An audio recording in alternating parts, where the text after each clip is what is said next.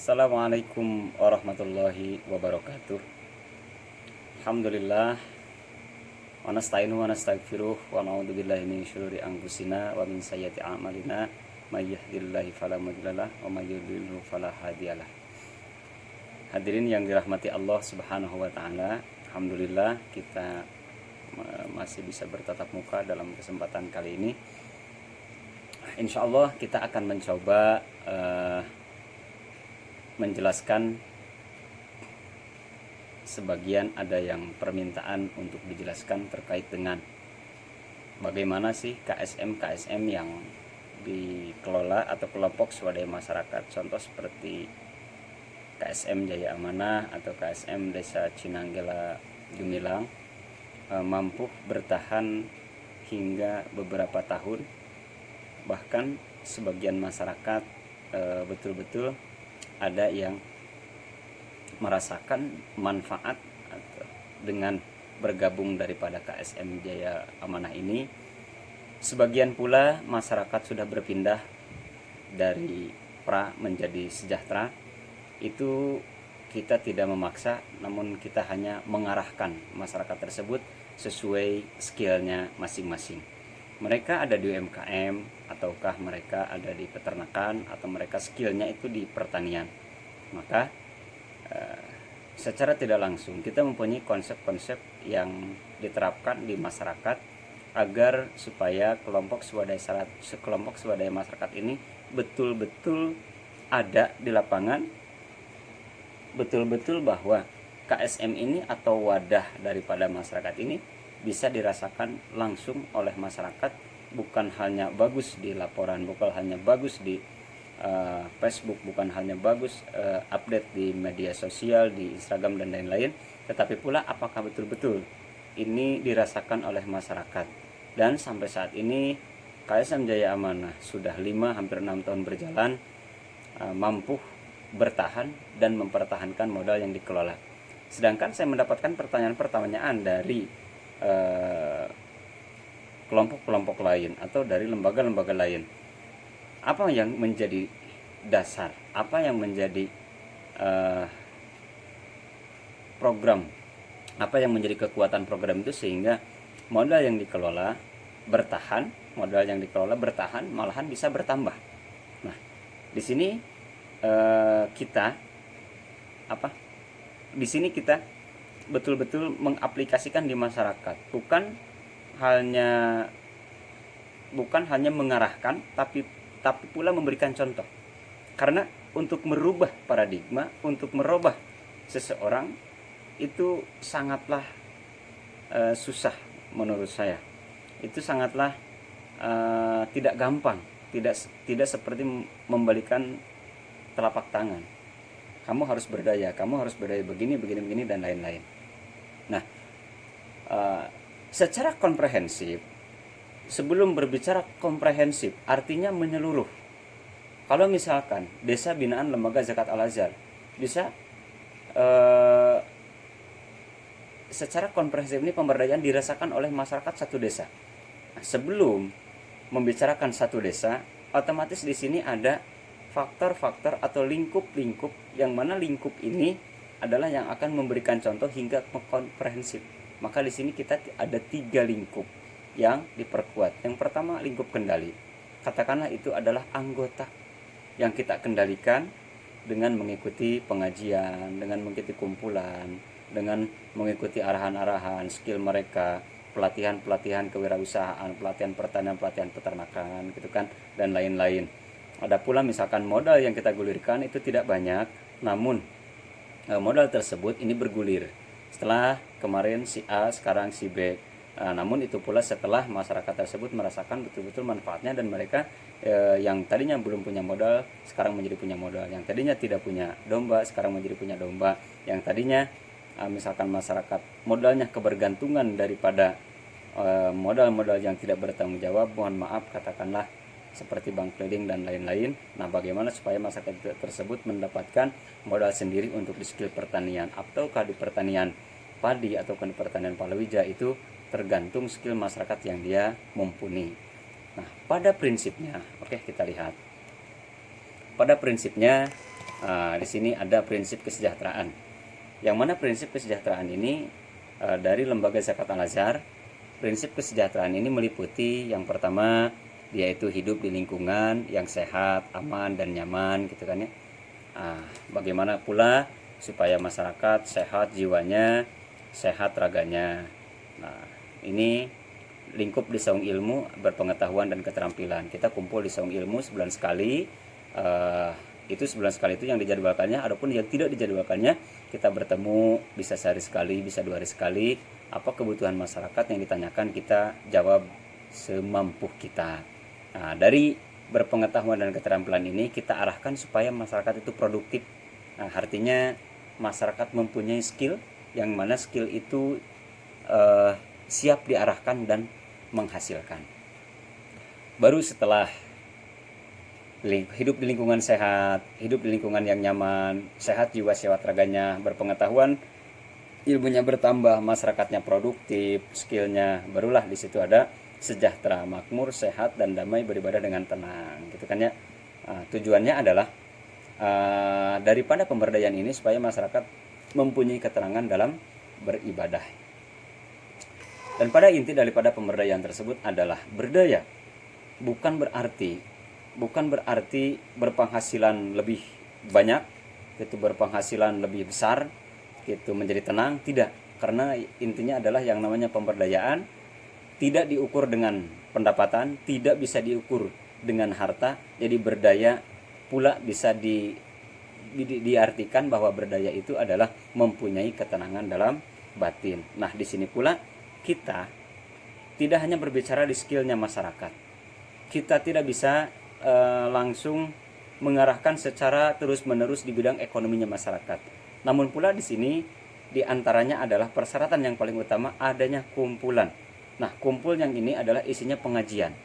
Kumpul di sini isinya untuk menambah, kalau yang tadi berpengetahuan dan keterampilan, di sini untuk menambah pengetahuan. Pengetahuan dalam bidang peternakan contohnya bisa bertambah, kita menghadirkan yang expert di bidang peternakan. Bagaimana cara mengelola domba yang baik dan benar. Kan gitu. Nah, kumpulan juga di sini kalau misalkan di bidang pertanian. Di bidang pertanian pula di sini kita mengarahkan supaya masyarakat mampu untuk menambah wawasan untuk diaplikasikan di lapangan. Bagaimana cara menanam padi yang baik, bagaimana cara memilah dan memilih benih yang bagus, tidak hanya ketergantungan dengan orang lain. Kita bicara secara umum saja ya. Jadi tidak mengarah ke peternakan, tidak mengarah ke pertanian, tidak mengarah ke UMKM. Kita bicara secara umum saja. Insya Allah di video-video kita selanjutnya akan kita mengarah langsung apakah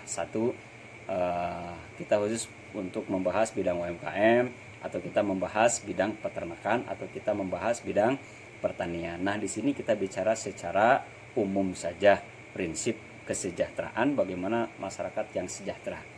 Pokoknya pada inti sejahtera itu tidak bisa diukur dengan harta yang banyak. Sejahtera tidak bisa diukur dengan kekayaan yang berlimpah ruah. Kekayaan itu tidak berdaya itu tidak bisa diukur dari tadinya tidak punya menjadi punya. Nah, pada intinya adalah berdaya di sini mereka mempunyai rasa syukur terhadap Allah Subhanahu wa taala.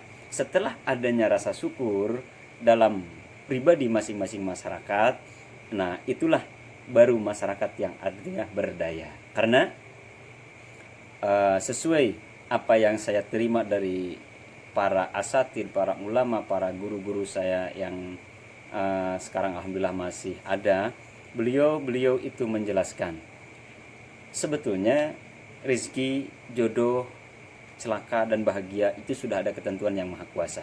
Kita ditentukan kaya, kita ditentukan miskin, kita ditentukan kekurangan, kita ditentukan cukup. Dikutip dari ayat Al-Quran, huwa agna wa akna, ya, gitu ya.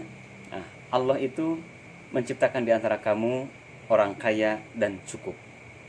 Nah, dari segi di sini maka kita yang diwajibkan adalah bukan untuk mencari kekayaannya, bukan untuk mencari kecukupannya, atau misalkan menambal kekurangannya. Tapi yang di sini adalah yang diwajibkan di sini adalah ikhtiarnya. Bagaimana kita ikhtiar untuk yang tadinya tidak punya menjadi punya. Nah, disinilah ikhtiar yang diharapkan oleh masyarakat. Di sini skillnya mampu untuk bertambah, gitu ya. Yang pada intinya adalah ilmu pula di sini sangat dipentingkan. Ilmu di sini sangat diharapkan untuk menambah wawasan-wawasan di masyarakat. Oke, kita lihat yang selanjutnya. Nah, di sini Lembaga Zakat Al-Azhar, adanya alur program pemberdayaan masyarakat secara komprehensif, terukur dan berkelanjutan.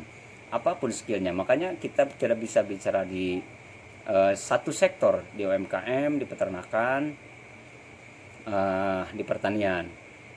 Walaupun dia di UMKM, bagaimana cara supaya di UMKM itu menuju komprehensif, terukur dan berkelanjutan? Maka kita arahkan masyarakat, contohnya yang di UMKM, bagaimana cara pencatatannya, bagaimana supaya dia bisa menabung, dari mana modalnya, apakah modalnya halal atau tidak, gitu kan ya. Nah, di sini pula kita dibahas supaya perjalanan yang dijalankan ini jelas tidak ada sesuatu yang menyulitkan. Di antaranya adalah perkara yang haram ketika kita lanjutkan, memang dia itu contohnya riba, memang dia itu modalnya bertambah, hasilnya bertambah, tapi bertambahnya atau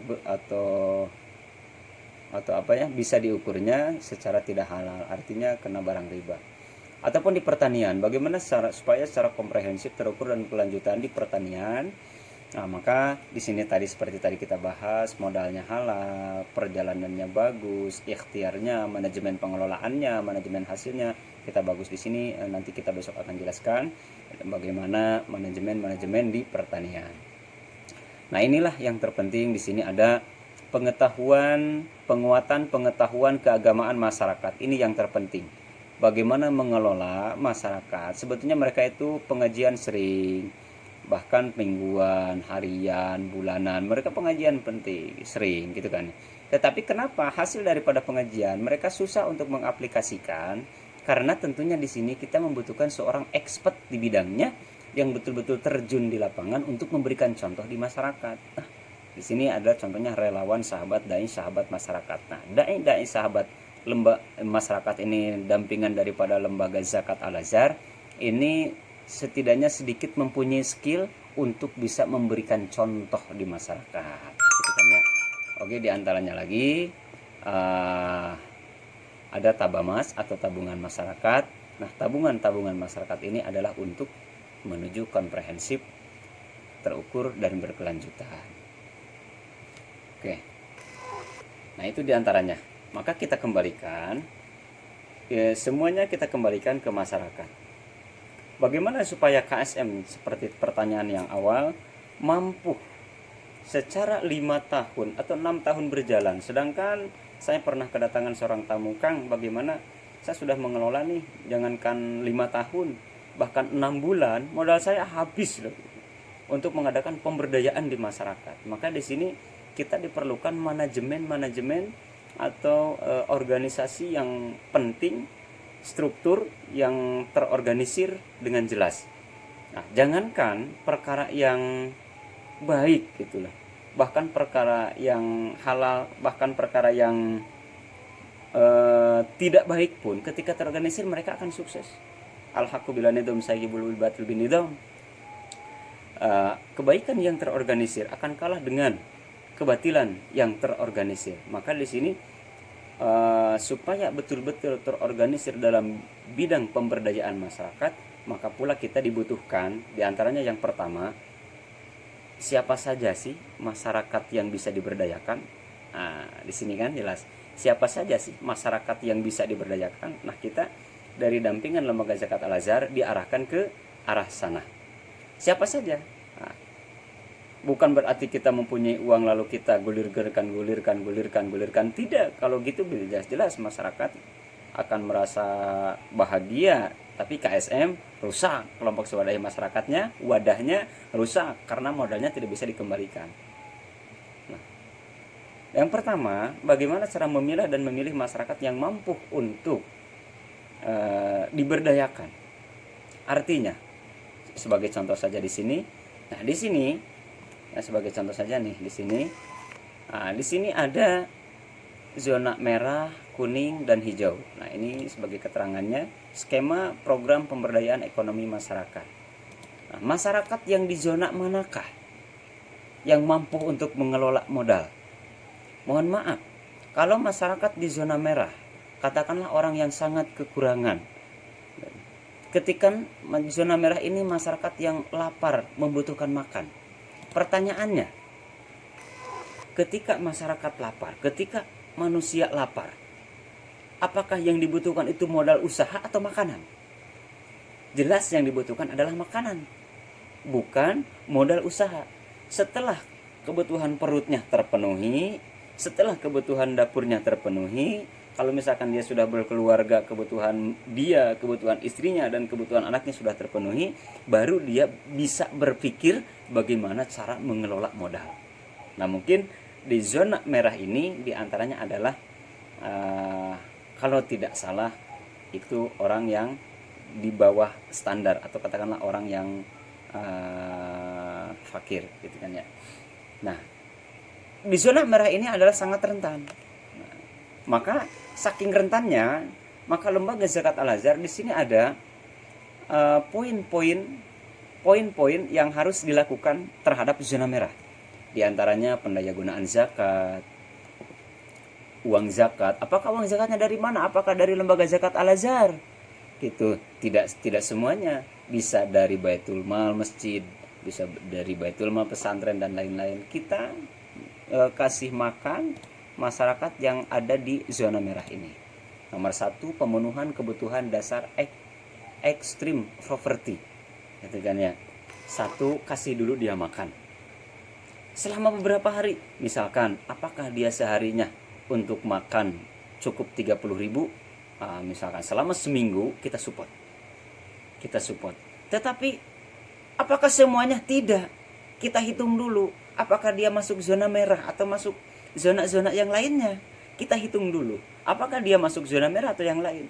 Karena rata-rata, mohon maaf, ketika berbicara bab nafsu, orang kaya pun ketika melihat ada bantuan, otomatis dia itu langsung mengakui dirinya itu miskin. Betul nggak? Ketika pemerintah mengadakan bantuan, turunlah ke pihak desa, turunlah ke pihak RT RW, masyarakat itu sudah siap. Kenapa saya nggak dibagi? Kenapa saya yang dibagi? Padahal persyaratan udah dan lain-lain kan gitu. Nah, itu intinya adalah nafsu. Padahal mereka di rumah pun bisa makan. Nah, yang jelas yang di sini adalah kalau misalkan kelompok swadaya masyarakat mereka mengajukan ke KSM, maka KSM di bagian seksi lapangan menurunkan tugas ke bagian seksi lapangan untuk survei apakah itu si A atau si B itu masuknya di zona mana yang akan kita berdayakan itu, gitu kan ya. Misalkan masuk di zona merah, nah maka kita setelah dihitung mereka adalah di zona merah, maka oke, kita ACC. Yang pertama kita mencari dana. Dari mana dana itu supaya bapak atau ibu karena mempunyai kesungguhan betul-betul skill ingin merubah hidupnya, maka kita mencarikan makan. Apakah dari KSM, apakah dari lembaga zakat Al-Azhar, apakah dari orang-orang yang kaya atau dan lain-lain, apakah dari Baitul Mal masjid jami, ataukah dari pesantren dan lain-lain, kita arahkan mencari dana untuk memberikan makan. Yang pertama itu kan ya, poinnya yang pertama, pemenuhan kebutuhan dasar ekstrim poverty. Yang kedua, di sini pendayagunaan zakat. Pendayagunaan zakat ini yang nomor 2 di zona merah ini adalah program kemandirian pangan dan penurunan angka belanja. Ya, ini di zona merah sebetulnya. Nah, kalau misalkan tidak terpikir sama sekali di benak masyarakat, apa sih program kemandirian pangan dan penurunan angka belanja ini? Kalau saya katakan turunkan dulu angka belanjanya, next lihat apa yang akan terjadi. Gitu. Apa sih programnya? Punya halaman, gitu kan ya. Halaman ini gak luas, halaman ini kecil, gitu. Oke, kalau misalkan halamannya kecil nggak apa-apa, kita bisa bercocok tanam di media polybag atau di plastik atau di ember bekas atau kan di plastik bekas dan lain-lain. Yang penting kita bisa bercocok tanam. Apa yang ditanam? Bisa sayur mayur, gitu kan ya. bawang daun, cabai rawit, terong dan lain-lain. Pokoknya itu pemenuhan kebutuhan dasar. Nah, intinya ketika misalkan butuh cabai rawit, sewaktu-waktu nggak ke pasar, sewaktu-waktu nggak ke warung, mereka tinggal buka pintu di halaman rumah ada gitu cabai rawit. Nah, supaya lebih ekonomis apa dong yang misalkan program kemandirian pangan ini supaya cepat bisa dinikmati. Kalau yang kita sudah lakukan adalah di tanaman sawi atau kangkung gitu kan, itu cepat 20 hari panen, 20 hari panen gitu. Nah, tanaman-tanaman ini adalah untuk memenuhi kebutuhan dasarnya dengan manfaat. Ketika dia panen, misalkan dia mempunyai 20 polybag, berarti mempunyai 20 polybag. Dalam satu polybag misalkan ada 10 pohon kangkung, 10 dikali 20 udah 200 pohon kangkung. Nah, 200 pohon kangkung ini apakah dimakan sekaligus? Kan tidak. Gitu kan? Kan tidak. Bisa saja sebagiannya dia makan, bisa sebagian dia jual lalu mendapatkan uang berapapun, 2.000, 3.000 sampai 5.000, berapa ikat kan gitu.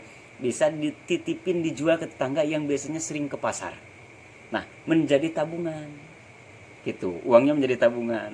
Kenapa? Karena setelah panen 5 hari kemudian muncul lagi tunas, bahkan 10 hari kemudian, 20 hari kemudian panen lagi. Nah, di sini kita bukan hanya satu, bukan kangkung saja yang diarahkan untuk menanam. Ada di situ kangkung, ada di situ sawi, ada di situ cabai rawit, ada di situ bawang daun, pokoknya kebutuhan-kebutuhan dapur. Nah, di sini adalah program kemandirian pangan dan penurunan angka belanja. Ini mesti dilakukan untuk termen pertama, gitu kan ya. Tujuannya, diantara tujuannya adalah supaya dia mempunyai modal. Dari modal itu mendapatkan hasilnya tidak 100% dia memenuhi kebutuhan dapur, tapi sebagiannya bisa ditabung karena dapur sudah terpenuhi dengan yang tadi, dengan program kemandirian pangan itu. Yang ketiga, pembekalan keterampilan usaha tertentu. Nah, ketika misalkan kita mengadakan pelatihan khususnya pengajian KSM, kita undang yang di zona merah tadi, kita undang mendengarkan penceramah supaya batinnya merasa tenang, supaya batinnya merasa bersyukur dengan apa yang telah Allah berikan kepada mereka, kan gitu. Setelah itu bukan hanya pengajian yang kita berikan terhadap masyarakat, kita pula memberikan terhadap masyarakat itu memberikan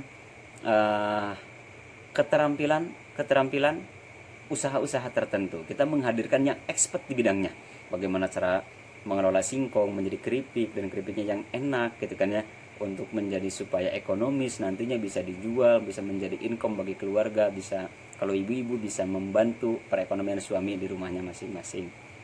Nah, kita hadirkan sebulan sekali kemana? Ke KSM atau ke kelompok swadaya masyarakat atau ke saung ilmu gitu kan ya. Bisa di madrasah, bisa di pesantren, bisa di saung ilmu, bisa di KSM, dan bisa di mana saja. Kita kan tadi seperti tadi bicaranya kita berbicara secara umum, tidak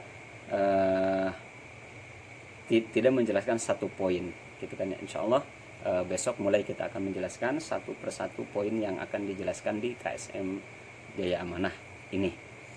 Nomor 4. Nah, sini ada nomor 4. Akses pekerjaan usaha sebagai sumber penghasilan. Itu kan ya.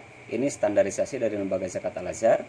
Nomor keempat yang di zona merah itu akses pekerjaan usaha sebagai sumber penghasilan. Nah, skill masyarakat tidak bisa dipaksakan. Program kita pertanian, program kita peternakan. Sedangkan masyarakat tersebut yang kita arahkan adalah skillnya UMKM. Ya udah, skillnya UMKM, tinggal kita mengarahkan bagaimana cara pengelolaannya. Dari mana modalnya, halalkah modalnya, kan gitu. Bagaimana cara mengelola hasilnya, bagaimana cara memproduksinya. Nah, di sini kita hadirkan yang expert di bidang UMKM. Kalau masyarakat expertnya di bidang, skillnya di bidang peternakan, maka kita hadirkan yang expert di bidang peternakan supaya mengurusi dombanya, kerbaunya, sapinya mereka meningkat. Bukan hanya suka, bukan hanya hobi, tapi berpenghasilan. Karena nggak sedikit masyarakat, saya ini kalau mengurusi domba itu hobi, saya ini kalau mengurusi sapi itu hobi. Nah, sedangkan kebutuhan di rumah tidak bisa tertanggulangi. Nah, bagaimana dari hobi tersebut menjadi berpenghasilan? Nah, maka kita hadirkan yang expert di bidangnya, gitu kan ya. Nah, di bidang pertanian, masyarakat skillnya di bidang pertanian, apakah itu pertanian padi atau kan palawija, menanam bawang daun, menanam bawang merah, bawang putih dan lain-lain. Nah, maka kita hadirkan yang expert di bidangnya. Kita hadirkan PPL, kita hadirkan praktisi lapangan gitu kan ya. Bagaimana cara menanam padi yang baik, bagaimana cara menanam bawang daun yang baik. Tujuannya adalah bukan hanya seperti tadi hobi, tapi pula berpenghasilan. Nah, di sini kan jelasnya. Nah, lalu nomor 5 yang terakhir, penyertaan aset modal usaha yang di zona merah.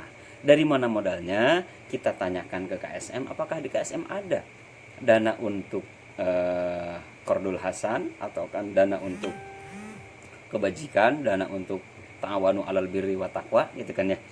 Minjam 1 juta balik 1 juta, minjam 500 balik 500. Nah, supaya tujuannya adalah untuk memenuhi kebutuhan gitu ya, untuk memenuhi kebutuhan.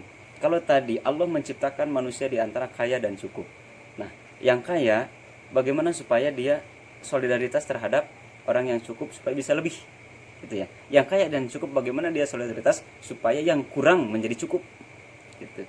Karena kalau misalkan dikategorikan kaya belum tentu cukup. Mempunyai banyak kekayaan belum tentu cukup. Rumah mewah, mobil mewah, lahan luas gitu kan ya. Katakanlah dia itu hartanya banyak, tapi bisa pula Allah memberikan kebutuhannya lebih banyak daripada hartanya.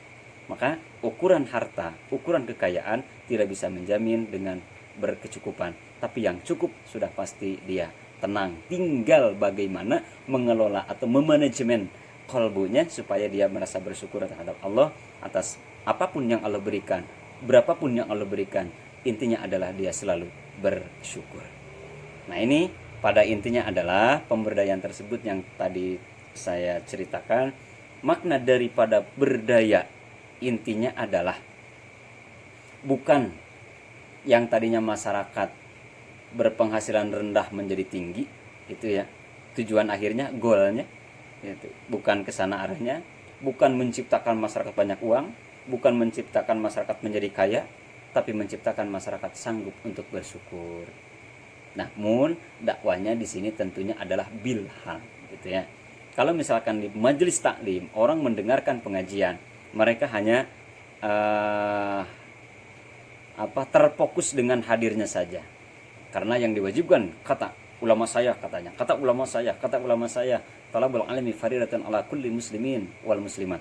Yang diwajibkan adalah tolabnya, sedangkan hasilnya tidak diwajibkan. Maka mau ngantuk, mau tidur, mau apa di majelis taklimnya mereka nggak peduli, yang penting hadir.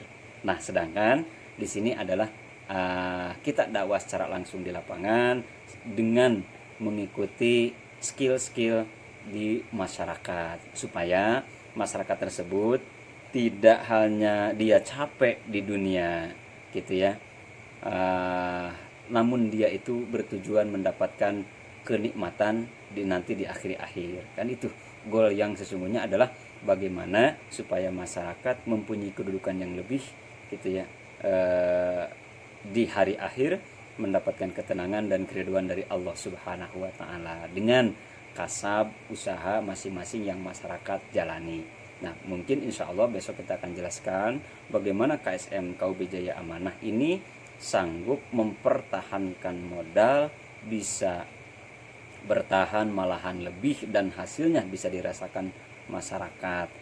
Di antaranya tadi yang nomor 1 sudah, siapa saja sih yang bisa menerima manfaatnya, bagaimana sih masyarakat yang bisa dibinanya kan gitu. Tidak sembarangan, ataupun bukan tidak sembarangan, sebetulnya siapapun bisa masuk ke ranah kelompok swadaya masyarakat KSM Jaya Amanah ini, namun antara bisa dan tidak bisanya mengikuti pembinaan agar hasilnya pun terlihat dengan jelas. Mudah-mudahan bermanfaat. Wallahul muwaffiq ila aqwamit thoriq. Assalamualaikum warahmatullahi wabarakatuh.